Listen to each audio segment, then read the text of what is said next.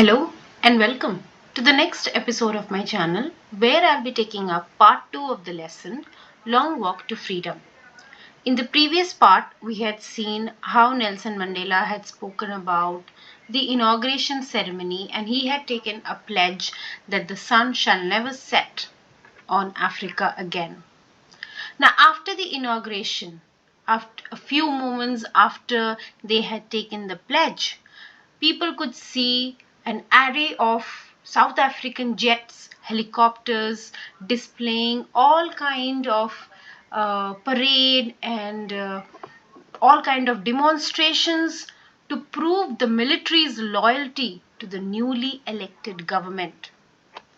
Now, the same group of military people, the same army who were decked with ribbons and medals, who were just passing by saluting the newly government, pledging their loyalty, the same government would not have thought even once before arresting these people at sight. So the tables have turned. The same military which is now pledging their loyalty to the newly formed government would not have blinked their eyes before arresting them just few years back, just few years of getting independence from this racial discrimination. This day also symbolized one very important event, and that was the people singing two national anthems. The whites singing the national anthem of the new government, and the new government, that is the blacks, singing the national anthem of the whites. So it was a kind of symbol of unity, people trying to be one.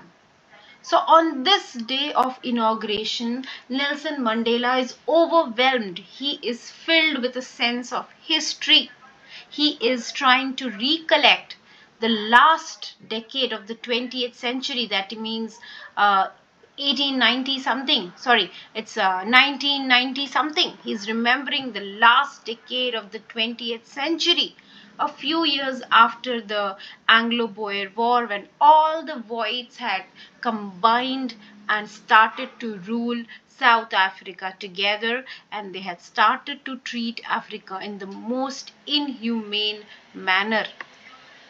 But now they have finally got freedom for everyone. People are treated in the same manner regardless of their color. Now, that day, Nelson Mandela was also filled with a sense of regret, sense of pain, because he was not able to thank all those freedom fighters because of whose effort, whose sacrifice, Africa had finally attained freedom. Nelson Mandela remembers some famous leaders like Oliver Tambo and Walter Silulus, and he makes a very important mention that a person's real character, a person's real courage can only be revealed during the times of oppression. It means that when a person is facing a difficult situation, that is when he realizes his true potential. My country is rich in the minerals and gems that lie beneath its soil, but I have always known that its greatest wealth is its people. Nelson Mandela wants to say that even though Africa is rich in all kind of minerals, but according to him, the greatest resource are the people of the country. And from these people, he understood the meaning of courage. Time and again, he had seen the people of Africa risking their lives, giving up their lives for an idea that is an idea for freedom, to get freedom. Now, according to him, no man is born hating another person. He is taught to hate, and love is a quality which is inbuilt in us. So when a person is taught to hate, why can't we teach people to love one another? Now, man's goodness is a flame that can be hidden but never extinguished due to various reasons. A man may start hating somebody else, but he can he always has a goodness hidden in him. It only needs to be revealed. According to Nelson Mandela, every man has twin obligations, two duties. First duty is towards his family, and the second duty is towards his country.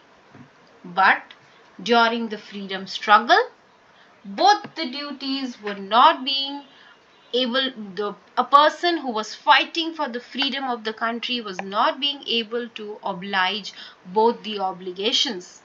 How is it so? Because if a person is fighting for a country's freedom, he always has to be in isolation.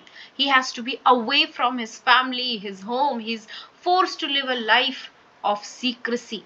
And that is why, in order to be obliged towards the country, they were not being able to oblige to the family.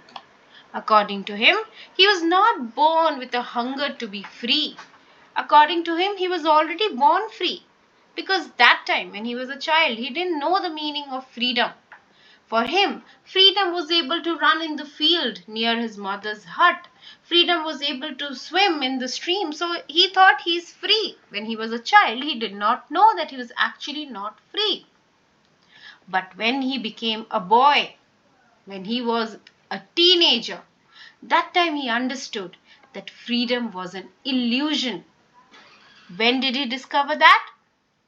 Because he was not able to stay out at night. He was not able to read whatever he wanted to read. Okay, so when he was a child, he thought he was he was free.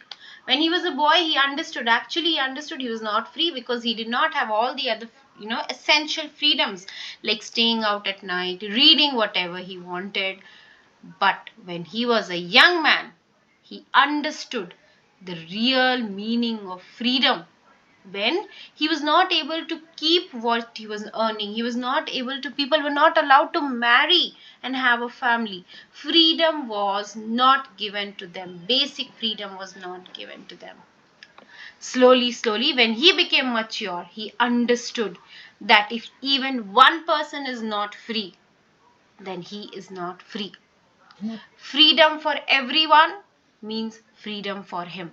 Even if one person's freedom was taken away, entire nation's freedom was taken away.